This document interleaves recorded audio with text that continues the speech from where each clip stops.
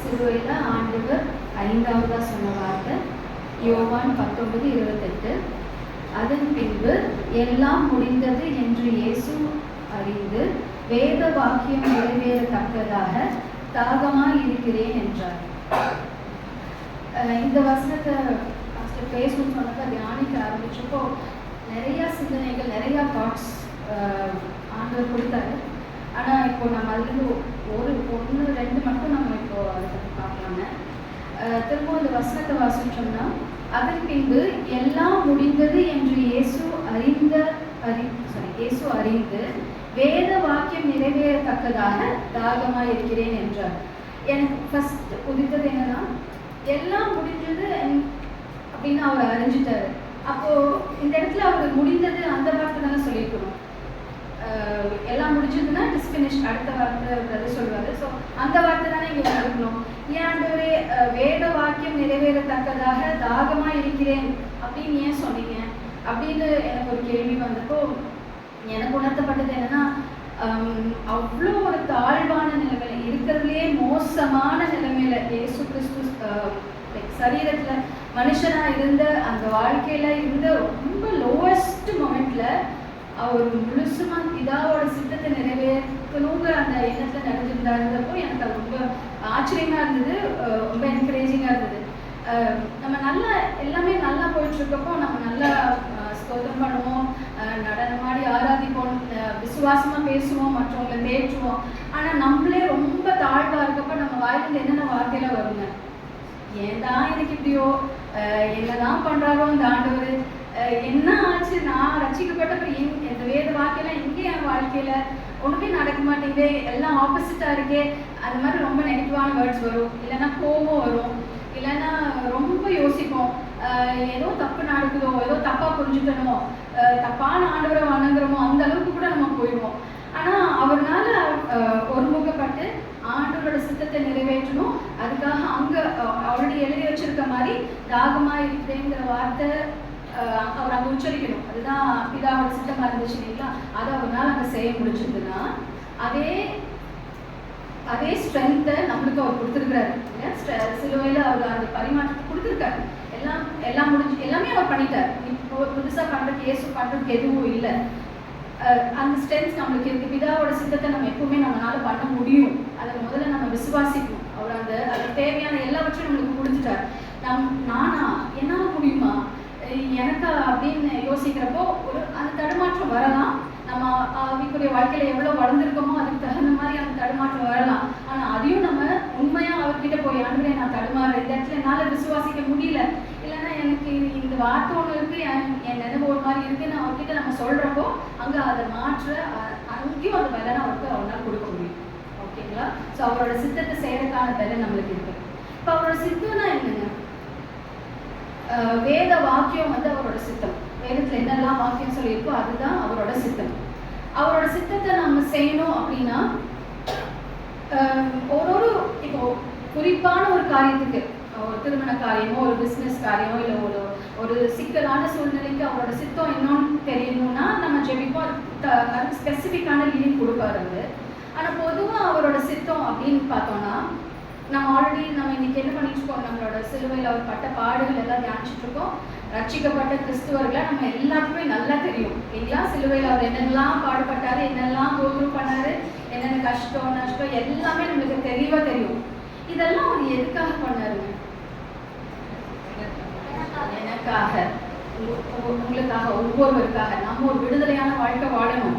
பிசாசோட பிடியிலிருந்து ஒரு விடுவிக்கப்பட்ட ஒரு நல்ல ஆசீர்வாதமான வாழ்க்கை வாழணும். அதுக்காக தான் பண்ணாரு. இப்போ நம்ம நிறைய டைம் சாம் சொன்ன மாதிரி நிறைய பேரண்ட்ஸ் நம்ம இருக்கோம். நம்ம என்ன பண்ணுவோம், என்ன சொல்லுவோம், பொதுவாக நம்ம எல்லாத்தையும் உலகத்தில் இருக்க பேரண்ட்ஸ் தான் சொல்லுவாங்க இல்லையா, கஷ்டப்பட்டு வேர்வை செஞ்சு படிச்சு ஆளாக்கி எப்படி பண்ணுறோம் பாரு அப்படின்லாம் நம்ம சொல்லுவோம் இல்லைங்களா. ஸோ ஒரு காரியத்துக்கு அவ்வளோ சிரமம் எடுத்து அவ்வளோ ஒரு விலைக்கரையும் செலுத்தி உண்மையாக எங்களை நல்லா இருக்கணும் அப்படின்னு சொல்லி ஒரு பெற்றோரோ இல்லை யாருமே ஒரு ஃப்ரெண்டுக்காக, பசங்கள்லாம் ஃப்ரெண்ட்ஸ்க்காக உயிரே கொடுப்பாங்க இல்லைங்களா, இயேசு கிறிஸ்து மாதிரி. ஸோ ஒரு அவ்வளோ பிரயாசம் பண்ணி ஒருத்தருக்காக செய்கிறப்போ என்ன எதிர்பார்ப்பாங்க அவங்க கிட்ட இருந்து? துன்பு ஓகே இல்லை ஒரு காரியத்துக்காக ஒரு நபர் இன்னொரு நபருக்காக எல்லா பிரயாசமும் பண்ணி அவங்க நல்லா இருக்கணும், அவங்க அதோட பலனை அனுபவிக்கணுங்கிறதுக்காக எல்லா காரியமும் பண்றாங்க. அப்போ அந்த நபர் அந்த இன்னொரு நபர்கிட்ட என்ன எதிர்பார்ப்பாங்க? லாஸ்ட் வரைக்கும் நம்ம பார்க்கலாம். எல்லா வார்த்தையும் சேர்த்து பதில் சொல்லி இல்லை அந்த இப்போ இப்படி சொல்லலாம். சேவியர் பிரதர் இருக்காரு, அவர் ஒரு ஊர்ல ஏதோ ஒரு 2 மணி நேரம் தள்ளி இருக்கிற ஒரு ஊர்ல ஒரு 100 கிலோமீட்டர் இருக்கிற ஒரு ஊர்ல இருந்து இந்த ஊர்ல இருக்கிற அவரோட சகோதரருக்காக கஷ்டப்பட்டு பிரயாணம் பண்ணி ஓடியே வந்து ஏதோ ஒரு விஷயத்தை கொடுக்கறதுக்காக இப்போ அவருக்கு ஃப்ரெண்டுக்கோ பிளட் தேவைப்படுது, அதுக்காக எல்லா கஷ்டமும் பட்டு வந்து அவர் கொடுக்குறாருன்னா அவர் என்ன எதிர்பார்ப்பார்? அந்த ஃப்ரெண்டு நன்றி எதிர்பார்ப்பாரு.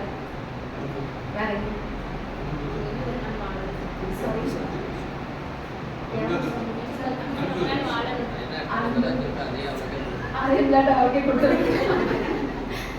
இல்ல என்ன என்ன நான் கடைசி வரைக்கும் நம்ம எதிர்பார்ப்பு அதை அவர் யூஸ் பண்ணணும், அதை அவர் பயனடையணும்னு எதிர்பார்ப்பார் இல்லையா? இவ்வளோ கஷ்டப்பட்டு பண்ணேன், இவ்வளோ கஷ்டப்பட்டு ஒரு வேலை பண்ணேன்னா அதில் அந்த பிளட் கொண்டு கொடுக்குறாங்கன்னு நீங்கள் அந்த ஃப்ரெண்டுக்கு பேஷண்ட் கிட்ட அவர் வந்து இவ்வளோ கஷ்டப்பட்டு எனக்கு வேண்டாண்டா இந்த பிளட் அப்படின்னு அவருக்கு எப்படி இருக்கும்? ஏன் அதுக்காக நான் பண்ணல, நீ அனுபவிச்சு நீ நல்லா இருக்கணும், நீ சுகமடையணுங்கிறதுக்காக தானே நான் பண்ணேன்னு சொல்லுவார். அதுதான் ஆண்டவர் நம்ம கிட்ட எதிர்பார்க்குறாரு.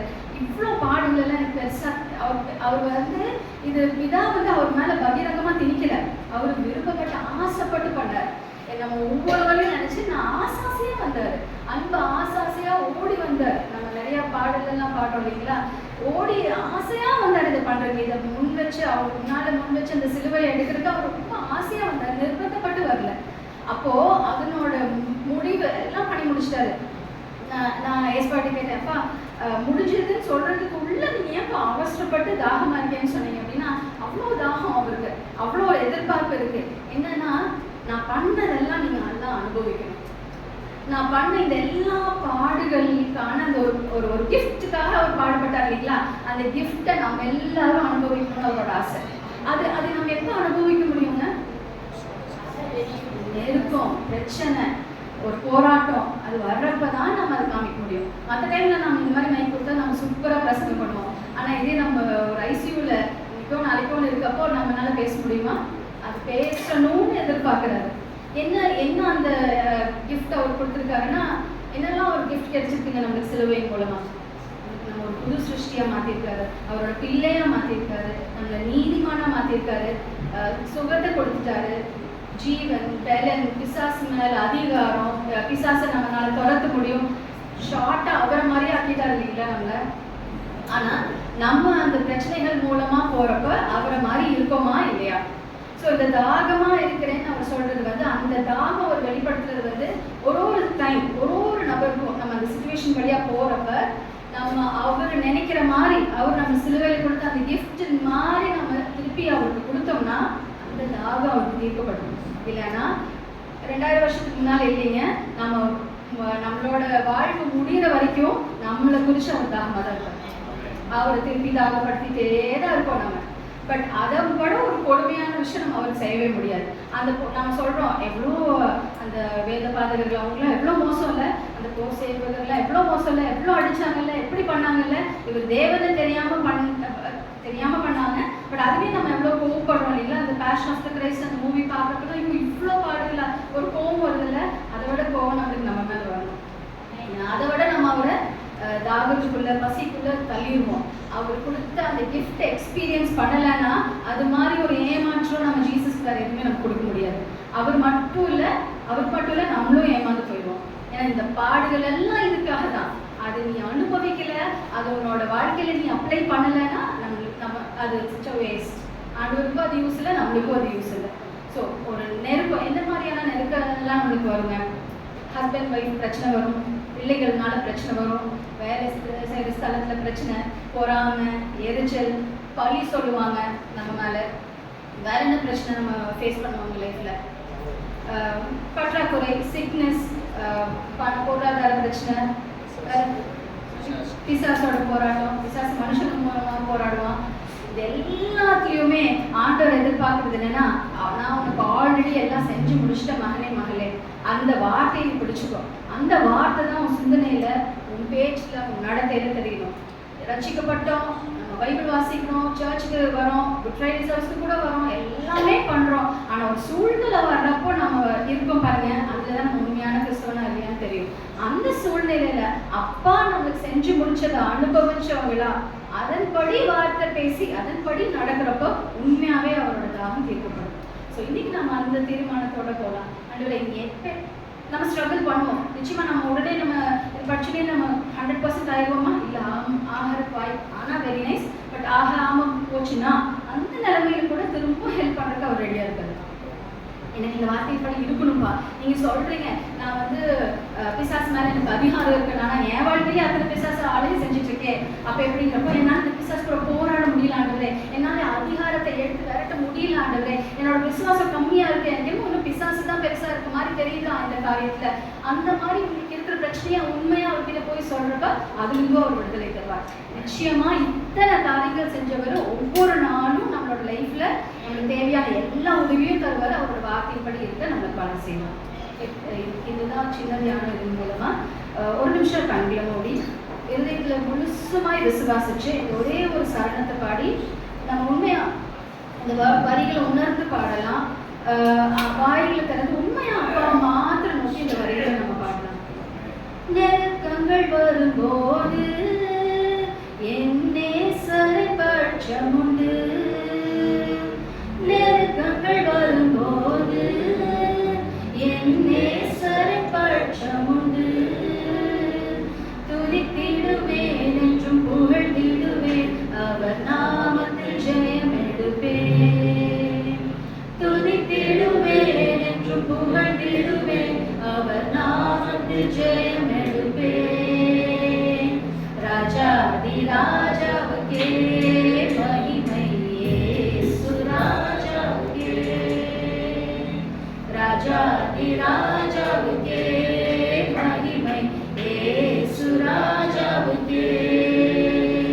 இறங்கிடும் தேவ ஆவியே, என்னை நிரப்பிடும் வல்ல ஆவியே, இறங்கிடும் தேவ ஆவியே, என்னை நிரப்பிடும் வல்ல